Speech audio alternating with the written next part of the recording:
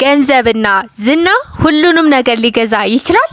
ለዚህ ጥያቄ አብዛኛው ሰው አዎ የሚል ምላሽ ሊሰጥ ይችላል። ነገር ግን ዛሬ የምነግራችሁ ታሪክ ይህን እውነታ ሙሉ በሙሉ የሚቀይር ነው።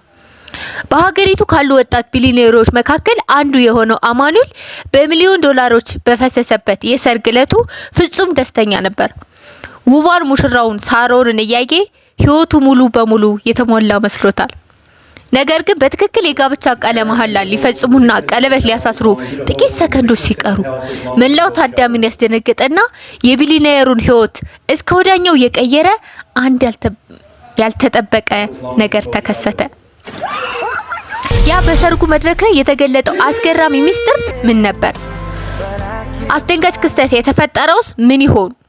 ሰርጉስ እንዴት ተጠናቀቀ? ሚለውን ዛሬ አንድ ባንድ አስተማሪ ታሪክ ይዘንላችሁ መጥተናል። ከቪዲዮ ፍጻሜ ጋር እንድትቆዩ እንጋብዛለን።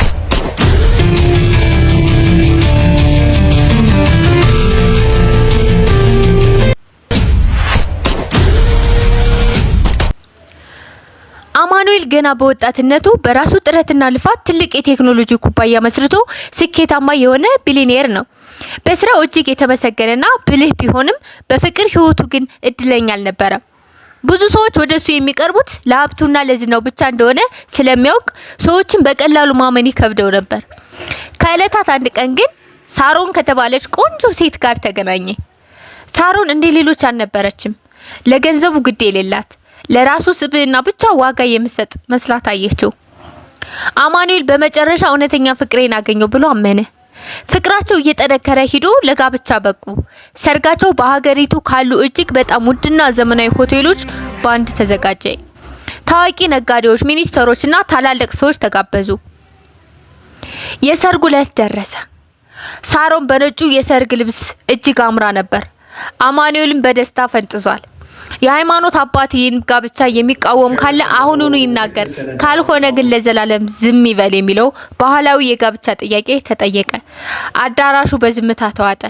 ሁሉም ሰው ምንም ተቃውሞ የለም ብሎ ሲጠብቅ ከኋለኛው ክፍል አንድ ድምጽ ተሰማ። እኔ እቃወማለሁ፣ ይህ ጋብቻ ሊፈጸም አይገባም የሚል ድምጽ አዳራሹን ናወጠው። መላው ታዳሚ ወደ ኋላ ዘወር አለ። ድምጹ የሰርጉ አስተናጋጅ የሆነች አንዲት ወጣት ሴት ነበር። ልጅቷ በእጇ አንድ ፍላሽ ዲስክ ወይም ፍላሽ ድራይቭ ይዛ ወደ መድረኩ አመራች። የሙሽሪት የሳሮን ፊት በንቃጤ ገረጣ። አማኑኤል ግራ ተጋብቶ ምን እየተፈጠረ ነው ሲል ጠየቀ። አጠገቡ የነበሩት የጥበቃ ሰራተኞች ልጅቷን ሊያስወጧት ሲሉ አማኑኤል በእጅ አቁማቸውና የምትናገሪው ካለሽ ተናገሪ፣ ተዋት ትናገር ብሎ ሰራተኞችን አቆሟቸው። ያቺ አስተናጋጅ ወጣት ፍላሹን በትልቁ አዳራሽ ስክሪን ላይ እንዲቀጣጠል አደረገች። በስክሪኑ ላይ የታየው ነገር ግን መላው ታዳሚን ካንገት በላይ የሚያስደነግጥ ነበር። በቪዲዮ ላይ ሙሽሪት ሳሮንን ከሌላ ሰው ጋር ሆና ስታወራ ትታያለች። ንግግሯ እንዲህ የሚል ነበር። ይህን ሞኝ ቢሊዮኔር ካገባሁት በኋላ በህግ ግማሽ ሀብቱን ስለምካፈል ላንተ የምፈልገውን ያህል ገንዘብ እሰጣለሁ። እሱ ፈጽሞ አልወደውም፣ አላፈቅረውም፣ የምወደው ገንዘቡን ብቻ ነው የሚል ነበር በሁሉም ስክሪን ላይ የተሰራጨው። ይህ ንግግር በአዳራሹ ውስጥ ባሉ ስፒከሮች ሲስተጋባ መላው ታዳሚ በድንጋጤ አፉን ያዘ። አማኑኤል የሰማውን ማመን አልቻለም። የልቡ መሰበርና ድንጋጤው በፊቱ ላይ ይነበብ ነበር። ሳሮን ተንበርክካ እባክህ ይቅርታ አድርግልኝ፣ ያ የድሮ ነው እያለች ማልቀስ ጀመረች። ነገር ግን ክህደቱ ፍንቱ ብሎ ወጣል። አማኑኤል በትልቅ ትንፋሽ ሳሮንን ተመለከታት። ከዚያም የሰርግ ቀለበቱን አውልቆ መሬት ላይ ጣለው። ሰርጉ በዚያው ሰዓት ተሰረዘ። ታዳሚው በሐዘንና በግርማት አዳራሹን ለቆ ወጣ። አማኑኤል በሰርጉ ላይ ትልቅ ክህደት ቢገጥመውም በሌላ በኩል ግን ህይወቱን ሙሉ በሙሉ ሊያበላሽ ከነበረ አደገኛ ወጥመድ አምልጧል። ይህ ታሪክ የሚያስተምረን ትልቅ ቁም ነገር አለ። ገንዘብ የቅንጦት ህይወትን፣ ውድ ሰርግንና ሰዎችን በዙሪያችን ሊያሰባስብ ይችላል። ነገር ግን እውነተኛ ፍቅርን፣ ታማኝነትንና ቅንነትን መግዛት አይችልም። በሰዎች ልብ ውስጥ ያለውን እውነተኛ ማንነት ማወቅ የሚቻለው በጊዜ ሂደት እንጂ በገንዘብ ብዛት አይደለም። እውነት ይሄ ታሪክ በጣም አስተማሪና የአማኑኤል ታሪክ ወይም የቢሊዮነሩ ታሪክ ለሁላችንም ትልቅ ትምህርት የሚሆን ነው። አንዳንዴ ብዙ ገንዘብ ስላለን ብዙ ሀብት ስላለን ምንፈልገው ሁሉ በእጃችን ለማስገባት እንጠራለን። ነገር ግን ይሄ የተሳሳተ አመለካከት ነው። ሁሉም ሰው በአለማችን አብዞ በሀገራችን ላይ አሁን እየተካሄደ የሚገኘው ነገር አብዛኛው ሰው ገንዘብ ካለ ሁሉ አለ፣ ገንዘብ ካለ ይሄ አለ ይባላል። ግን ያነ እውነተኛውን ሰው ማግኘት በፍጹም አይቻልም። ማንም ቢሆን አንድ ቢሊየነር አንዲትን ሴት የወደዳትን ሴት ለማግባት ገንዘብ መሆን ወይም ሀብት መኖር ግዴታ አይጠበቅበትም። መልካም ስብዕናና መልካም ሰው መሆን፣ ታማኝነት መሆን ብቻ በቂ ነው። ግን አሁን ላይ ገንዘብ ስላለ ተብሎ በጣም የማይደረግ ነገር የለም። ያ የተሳሳተ አመለካከት ነው።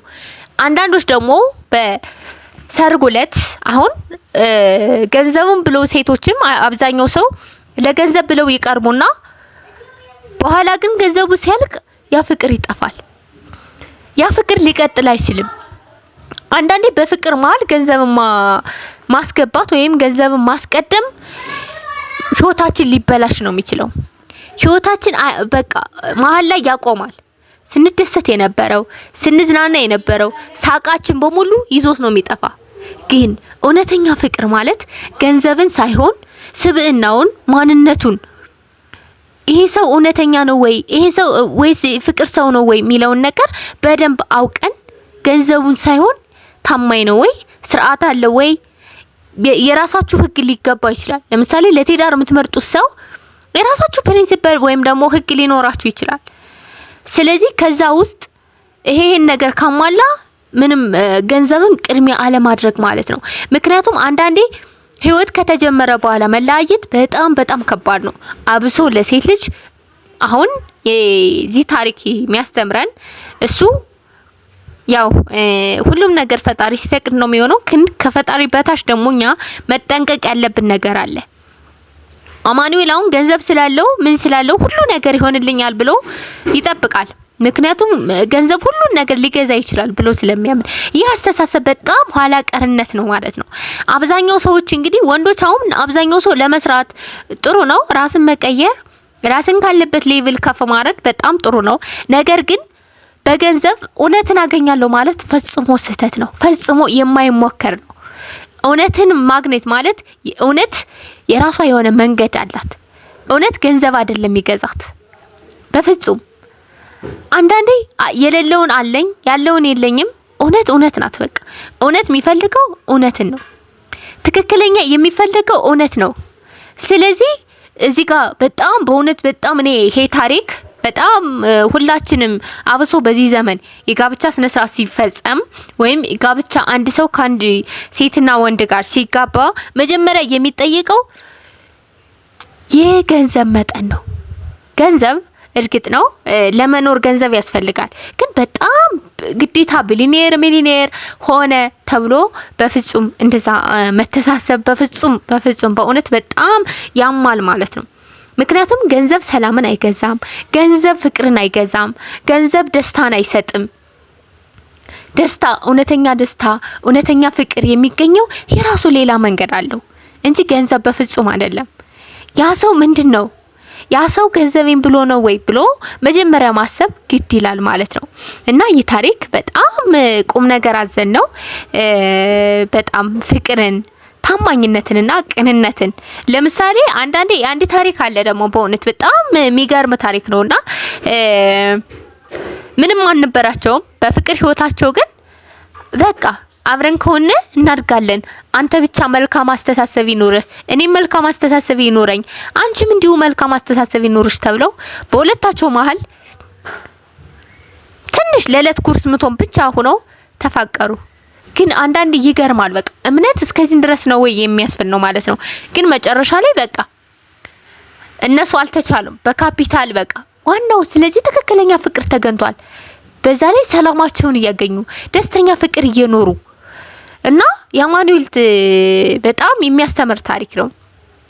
ውድና የተከበራችሁ የቻናሌ ቤተሰቦች እናንተስ ውድ የተከበራችሁ አማኑኤል በሰርጉ ዕለት ቀለበቱን ጥሎ መውጣቱ ትክክለኛ ውሳኔ ነው ብላችሁ ታስባላችሁ ወይስ ይቅር ሌላ ይግባ ነበር ትላላችሁ? ወይስ ደግሞ እሷን ሌላ ሳያገባ እሷን ይቅር ሊላት ይገባ ነበር ብላችሁ ታስባላችሁ? ያላችሁትን አስተያየት በኮሜንት መስጫው ላይ አስፍሩልኝ። ቪዲዮውን ከወደዳችሁት ላይክ በማድረግ ጀምሩ።